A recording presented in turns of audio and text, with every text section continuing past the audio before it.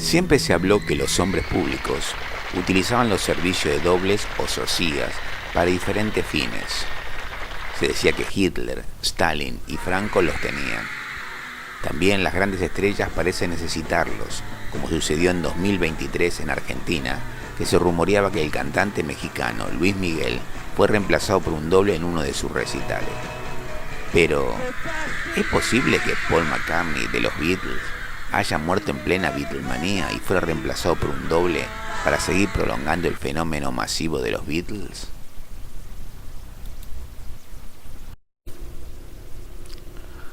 Te recuerdo que salió hace poco la revista de la historia como nunca la viste. El primer número es gratis. Puedes solicitarlo escribiendo a la historia como nunca la vistes @yahoo.com. El archivo que recibirás es en formato PDF. No te la pierdas.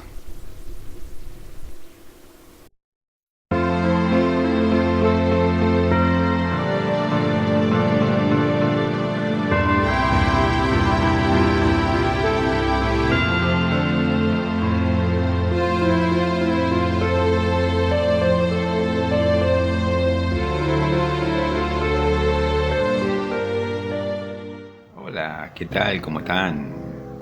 Otra vez juntos. El tema de hoy son los grandes enigmas históricos. Y en este enigma vamos a tocar una muy importante teoría conspirativa. Como yo siempre dije, las teorías conspirativas son muy seductoras y que involucra a una de las estrellas del mundo del rock y del pop, que ha pertenecido a una de las bandas más exitosas de todos los tiempos. Nos estamos refiriendo a Paul McCartney de los Beatles, que está involucrado en una teoría conspirativa que dice que él murió el 9 de noviembre de 1966 y ante esta terrible desgracia, ¿no? Y para continuar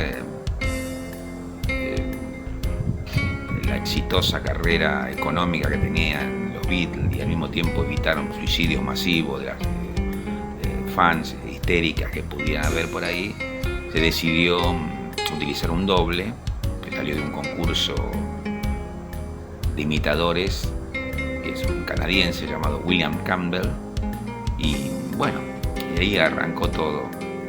Bueno, empezó todo en octubre de 1969 y llegó hasta nuestros días. Es verdad, es mentira.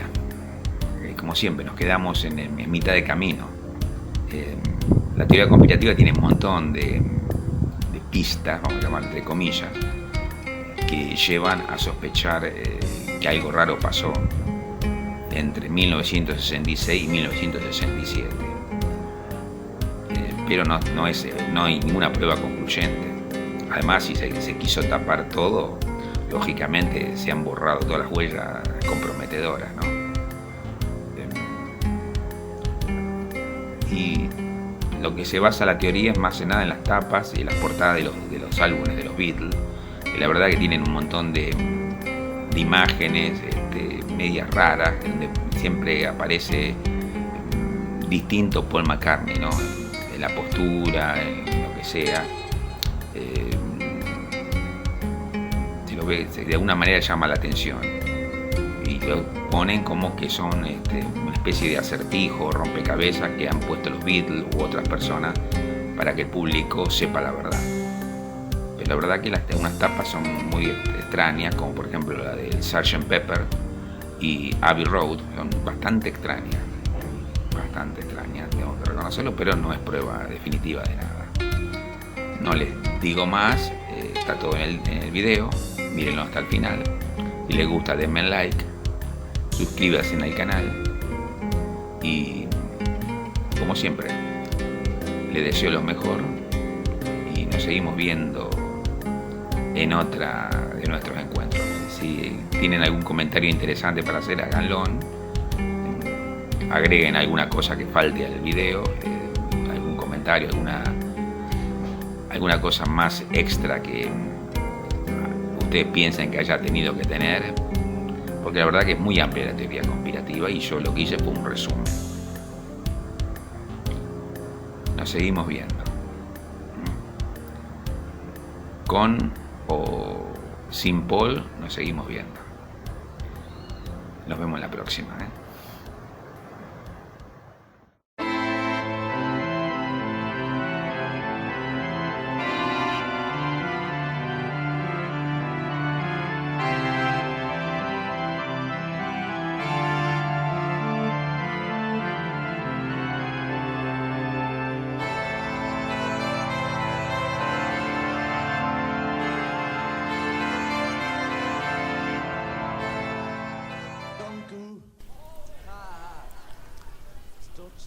Estamos a punto de conocer una de las más fascinantes teorías conspirativas del siglo XX en relación a la música popular. La muerte temprana de Paul McCartney y el ocultamiento de su muerte al público reemplazándolo por un doble que fue preparado para ese fin. Paul está muerto, abreviado en el mundo angloparlante con las siglas PID, Paul is dead. Es una creencia conspirativa que asegura que Paul McCartney supuestamente habría muerto en un accidente automovilístico el 9 de noviembre de 1966 y que habría sido reemplazado por un bajista canadiense llamado William Campbell, quien habría ganado un concurso de imitación del grupo británico. El objetivo de no comunicar la muerte de McCartney habría venido de las altas esferas políticas británicas y la explicación estaría en el miedo por los posibles suicidios masivos de fanáticas y el impacto cultural trágico que causaría el deceso del Beatle. Los argumentos de la muerte de McCartney se basan en supuestos indicios hallados entre muchas de las grabaciones de los Beatles a partir del año 1967, algunas de las cuales han sido interpretadas como si hubiesen sido deliberadamente colocadas por ellos mismos o por otros, de tal manera que fuese un tipo de acertijo o rompecabezas para ser resuelto por el público. Esto se ha visto reforzado con afirmaciones de personas que alegan que, al escuchar ciertas canciones en sentido contrario, se encuentran mensajes ocultos. Por esta razón, muchas personas han analizado los diseños gráficos de las portadas originales de sus discos a partir de 1967, los cuales esconderían ciertos mensajes que darían pie a intuir que aquel bulo habría sido verídico. En 2010, la leyenda volvió a reavivarse tras la publicación de estudios fisionómicos realizados por unos supuestos forenses italianos llamados Gabriela Carlesi y Francesco Gavazzeni, publicados para la revista Wire, en los cuales se concluía que las imágenes de los rostros de McCartney de los años 66 y 67 corresponderían a dos personas distintas. Origen del rumor. Los rumores acerca de la muerte de McCartney comenzaron el 12 de octubre de 1969, cuando un hombre llamó a Russell Gibb, disjockey local de la emisora WKNR-FM de Dearborn, estado de Michigan, en Estados Unidos. Se identificó como Tom, estudiante de la Universidad del Este de Michigan, y anunció que Paul McCartney habría muerto. Como prueba de sus afirmaciones, el tal Tom sugirió a Gibb que reprodujese la canción Revolution 9 en sentido inverso. Al hacerlo, el locutor afirmó que había escuchado la frase Turn me on, dead man, en español, enciéndeme, hombre muerto. 2 días después, el 14 de octubre de 1969, el periódico Michigan Daily publicó un artículo McCartney está muerto. Nuevas pruebas salen a la luz, escrito por John Gray y Fred Labour, estudiante de la Universidad de Michigan. Se trataba de una interpretación de lo que se veía en la portada del álbum Abbey Road. Entonces el disjockey Gibb, junto con otras personas, empezaron a producir Complot Beatle, un programa radiofónico de 1 hora dedicado al rumor. El programa se transmitió en la WKNR-FM desde finales de 1969 y fue retransmitido durante años en la radio de Detroit. Hacia agosto de 1968, Terry Knight, un disjockey y cantante de Detroit, entonces bajo contrato con Capitol Records, estuvo presente en la sesión de grabación del álbum blanco el día en que el baterista Ringo Starr abandonó el estudio. En mayo de 1969, Knight publicó una canción titulada Saint Paul, en la que hablaba de una supuesta inminente separación del grupo. A fines de junio de 1969, el tema alcanzó el puesto 114 en la lista estadounidense de éxitos Bubbling Under Hot 100. En el otoño de 1969, Russell Gibb la difundió por radio como un tributo al fallecido Paul McCartney.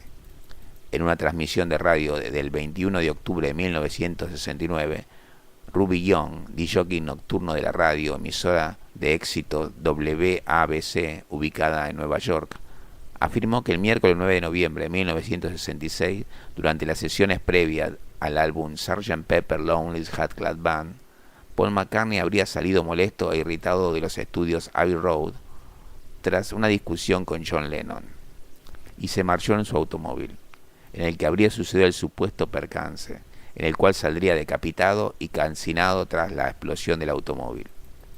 Horas más tarde, los otros 3 Beatles abandonaron el estudio exhaustos y alterados tras la discusión con Paul. Al salir, los detuvo una furgoneta negra conducido por un agente de la MI5, quien, presentándose simplemente como Maxwell, le comunicó a los miembros de la banda que McCartney habría sufrido un accidente y que tenía que acompañarlo a la escena del trágico suceso para verificar si el hombre fallecido realmente se trataba de este último. Al llegar al lugar, Maxwell les ordenó que confirmaran si el muerto era su compañero. Después amenazó de muerte a los músicos y a su familia si hacían pública la muerte de McCartney. Estas afirmaciones bastaron para que Young fuese despedido inmediatamente. Muy pronto los medios estadounidenses e internacionales retomaron la historia y surgió una nueva Beatlemanía, pero esta vez en torno a esta creencia conspirativa. Desmentido de los rumores.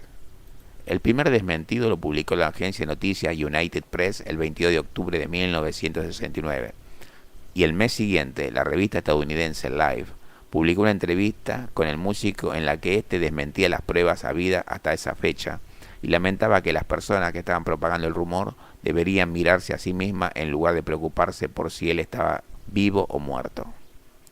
A esto se suma que en la segunda semana de noviembre de 1966 ninguno de los Beatles, salvo John Lennon, se encontraba en Londres.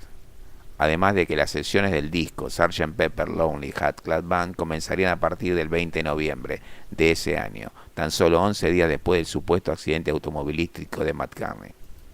En Strawberry Fields Forever se rumorea que en la parte de batería de Ringo Starr se escucha frases dichas por John Lennon. Entre esas se escucha decir I buried Paul, yo enterré a Paul. En referencia a este misterio, sin embargo, se confirmaba que Lennon no decía esa frase, sino la frase cranberry sauce, traducida como salsa de arándano.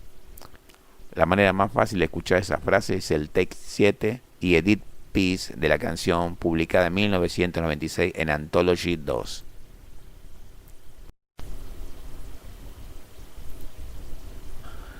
Detalles de la teoría conspirativa.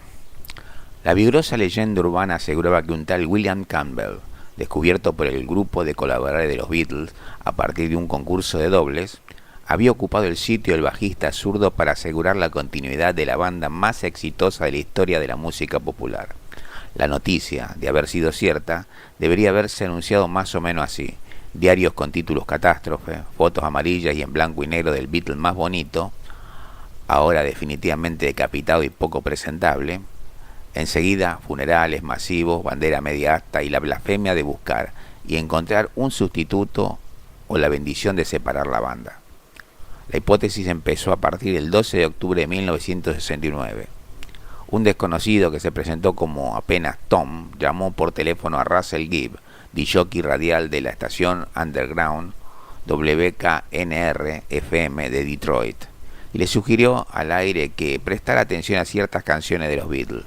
La mecha estaba encendida. Varios disc-jockey y periodistas universitarios se sumaron al velorio radial.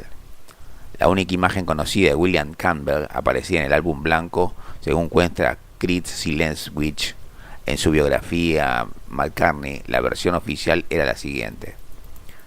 En noviembre de 1966, Paul fue a pasar unos días a la casa de su padre.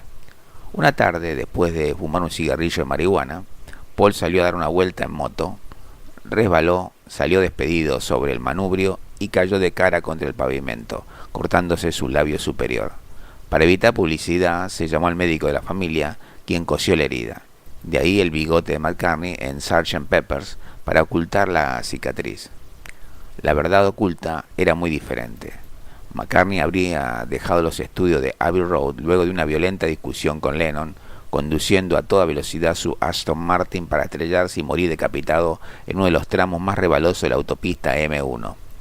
No está de más consignar aquí que la fatídica fecha en cuestión, transparente acto fallido, si los hay dentro de la mitología Beatle, coincide con la realidad. Ese 9 de noviembre de 1966 fue la histórica jornada donde muchos creen se lamenta el principio del auténtico final, el día en que John conoció a Yoko. El rumor del accidente de McCartney llegó a aparecer en la edición de febrero de 1967 del fanzine Beatle Book Monthly y fue prontamente olvidado, hasta que resurgió con la fuerza de un huracán a finales de la década. Un libro de reciente aparición, The World Was Paul, The Great Beatle Death Clues, de 1969, por R. Gary Patterson, Dowling Press, Inc., recorre pista por pista y nota por nota el crescendo de la fiebre, a la vez que plantea interesantes reflexiones a la hora de justificar semejante aberración sociológica, el lado más oscuro de la Beatlemanía. Para Patterson, el fracaso de la revolución acuariana, los asesinatos de Martin Luther King, Malcolm X y los Kennedy y la desconfianza paranoide por las cada vez más dudosas explicaciones oficiales conformaron el terreno propicio para volver verosímil una muerte secreta y Beatle. Después de todo, ¿no se habrían retirado los Beatles de la gira y de los escenarios para siempre? ¿No eran los 4 músicos de Liverpool las personas más famosas del planeta? ¿No había asegurado uno de ellos que eran más famosos que Cristo? Un pueblo como el norteamericano, puritano y temeroso de Dios, y sin nada del proverbial humor inglés, era el mejor ratón de laboratorio a la hora de experimentar con la idea de un atemporal castigo bíblico, bien reforzado por circunstancias coyunturales. En su libro, Patterson no se resigna a detenerse allí, ni tampoco en la puntillosa enumeración de señales, sino que se sumerge de lleno en el corazón de las tinieblas de la cuestión. Para Patterson, el misterio verdadero no pasa por la presunta muerte de McCartney o por el absurdo de que el nuevo Paul McCartney fuera más talentoso que el viejo. El enigma más atendible era y sigue siendo este: ¿cuántos ayudaron los Beatles a la propagación del virus? Las fechas coinciden y el punto de partida, que en un claro exceso de irracionalidad no demoró en ir hacia atrás, encontrando supuestas claves en sitio y días previstos al supuesto accidente, es la célebre cubierta del Sgt. Pepper, que aparecería en junio de 1967. Entre febrero y junio sobraba tiempo para avivar el fuego y azuzar a la bestia que, 2 años después, llegó a alcanzar las alturas de un programa de televisión del que misteriosamente no se conservan los tapes, donde llegó a presentarse un examen sónico de ambos McCartney, en el cual quedaba claramente demostrado que se trataba de 2 personas diferentes, o quién sabe, de la voz del siempre juguetón John Lennon alterada por la pericia del productor George Martin. Desde entonces, insinúa Patterson, proliferan los indicios plantados adrede con la anuencia de un McCartney más que entusiasmado por la hasta entonces inédita maniobra comercial. Lo cierto es que el episodio repercutió generosamente en los bolsillos de varias bandas que grabaron canciones sobre el tema, y particularmente en las arcas del grupo, bastante golpeada por la debacle económica de su fallida empresa Apple. Con el correr de los años y de las tapas de disco, los Beatles nunca comentaron demasiado el episodio. McCartney ofreció en su momento una poco entusiasta exclusiva live con una cubierta que, puesta al trasluz, transparentaba una publicidad de Aston Martin sobre la cabeza de Paul. Pero si se permiten alguna que otra humorada, McCartney tituló su último disco en vivo Paul is Live, parodiando la cubierta de Abbey Road, y su participación en Los Simpson lo mostró contándole a la pequeña Lisa el secreto de que si se escuchaba Maybe I'm Amazed al revés, se obtiene la receta para una magnífica sopa de lentejas. Lennon, mucho más sarcástico, y desde una canción de Imagine, criticó la música de su ex compañero como uno de esos freaks estaban en lo cierto cuando dijeron que estabas muerto. Y en la célebre entrevista para Rolling Stone de 1971 cerró el caso. Todos se divirtieron mucho, pero era pura basura, pero con estilo. No alcanza el espacio para agotar las evidencias incontestables y las pistas firmes diseminadas a lo largo y ancho de canciones y cubierta de disco de los Beatles, alrededor de la supuesta muerte de Paul McCartney y su posterior reemplazo por el doble William Campbell, también conocido como Billy Shears, a partir de su presentación formal en los primeros tramos del Sgt. Pepper Lonely Hearts Club Band. A continuación se incluyen las supuestas pistas que muchos vieron en las portadas de los álbumes y en algunas canciones. Rubber Soul, El título contiene siniestras referencias, almas y neumático, que bien pueden llegar a aludir a un accidente automovilístico. ¿Y qué podemos decir de esa cancioncilla llamada Drive My Car? The Beatles, Yesterday and Today. Ayer y hoy, ¿nuevos Beatles? ¿Por qué Paul aparece dentro de un baúl ataúd? ¿Por qué fue suplantada la tapa original donde Paul aparecía ensangrentado y rodeado de muñecas sin cabeza? Revolver. ¿Paul de perfil y los demás de frente?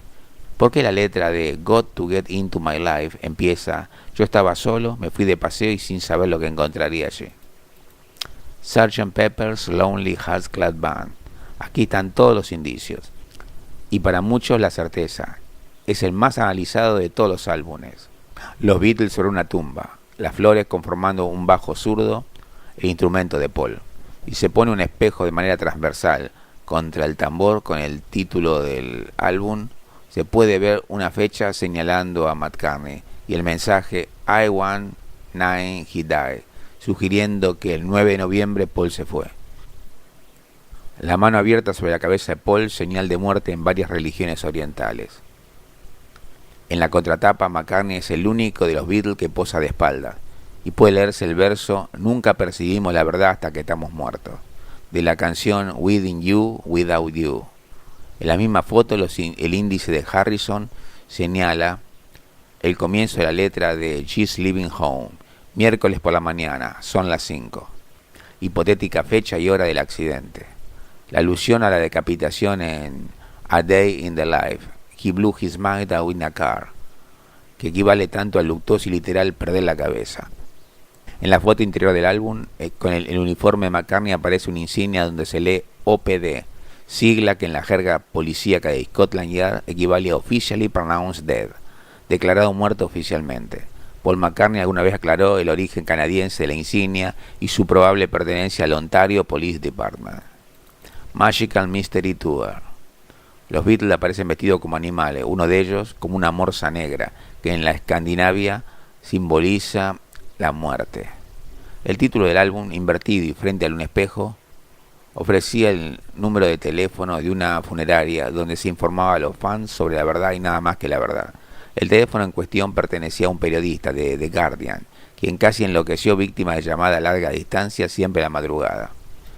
En I Am the Walrus, Lennon insertó al azar fragmentos de una dramatización radial de King Lear, donde se oye: ¿qué ha muerto él? Entierren mi cuerpo. Y oh, ha muerto antes de tiempo. En el cuadernillo interior, Paul aparece otra vez con una mano sobre su cabeza, sentado en un escritorio donde hay una cartel que dice I was, yo fui. En el clip de Your Mother Should Know, los Beatles bajan por una larga escalera con claveles rojos en sus solapas, salvo Paul, cuyo clavel es negro.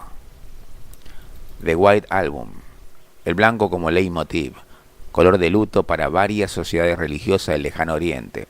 La foto central de Paul con una cicatriz sobre el labio superior delata una cirugía plástica. Otra foto de Paul perseguido por manos espectrales. La primera, única y borrosa foto oficial de William Campbell antes de pasar por el quirófano. Harrison lloriquea un Paul, Paul, Paul al final de While My Guitar Gently Weeps. Los múltiples mensajes reversibles escondidos en Revolution 9. El obvio Why don't you do it in the road?